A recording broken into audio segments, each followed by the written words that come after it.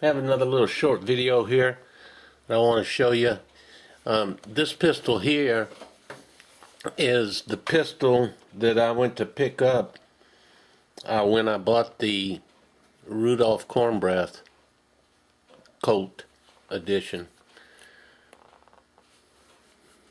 And evidently my wife heard me talking about this one to somebody, and she went and got it for me for Christmas, which was a surprise, and it was nice, but I want to show it to you here. It's much like any 1911. It is a Colt. There's a few features on it I haven't seen that I'll point out to you. But the thing that I wanted to show you is this is,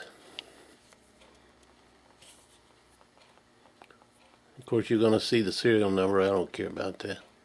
This belonged to the United States government at one time.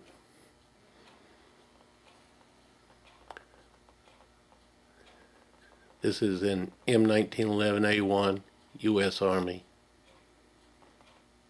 Property, United States property.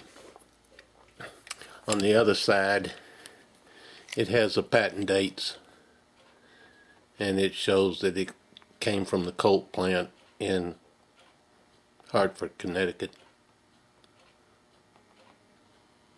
But let's take a look at it. I ran the serial number on this particular weapon. It's not as old as I thought it was originally, but this weapon here came out of their plant, or was turned over to the United States Army in 1942. So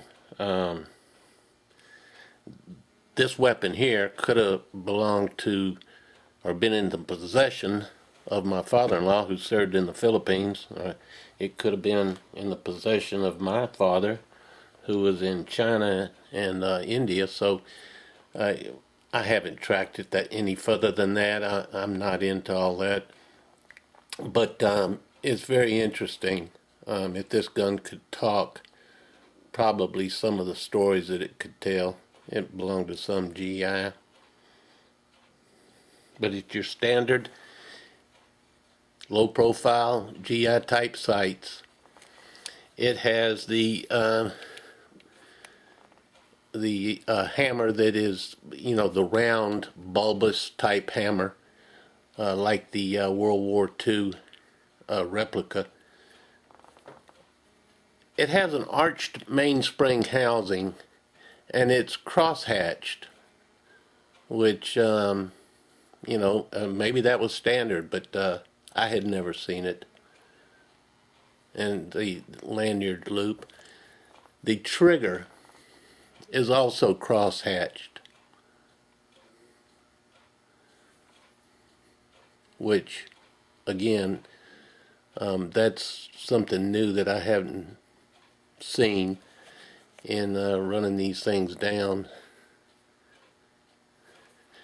It has the original grips, which, as you can tell, it's a very distinct color. Once you see them, you know what you're looking at.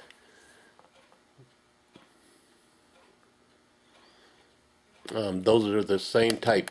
These are the keys grips, same type that I put on my Springfield, and the color, you know it immediately upon looking at it.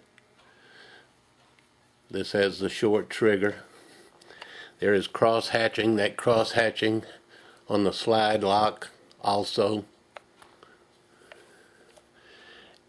And on the thumb safety. And of course on the hammer.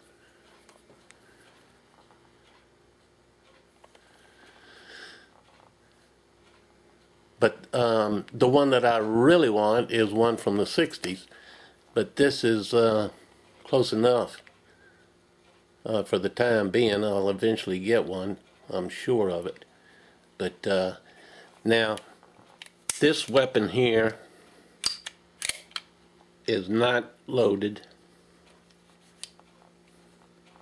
Okay.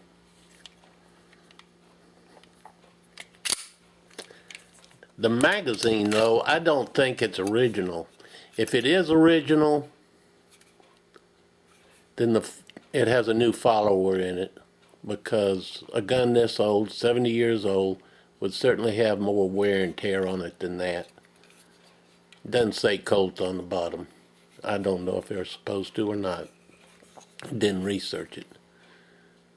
But this is very possibly the original. I'm not certain. Maybe one of you guys would know. It's not. I don't think it's the original magazine, but it's certainly not the original follower. But the gun, I took it apart. It's got bangs and dents that you would expect to find on a service weapon. But it's, to me, like owning a little bit of piece of history. There's just no telling where this weapon has been.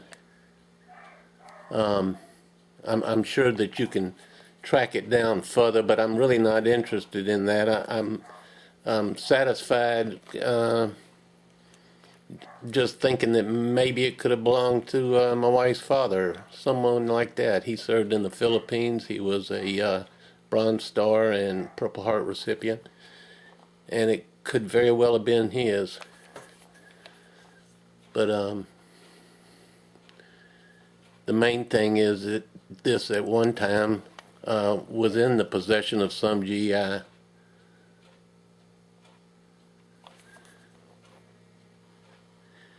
And that's about all I wanted to tell you about it.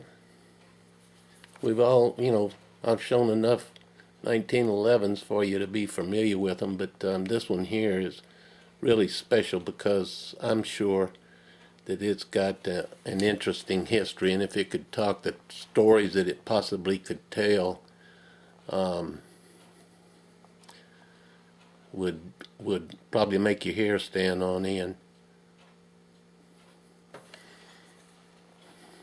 But that's it. I appreciate y'all watching. That is the World War II 1911 A1 government model GI-45. Appreciate you watching. Catch you later. Bye.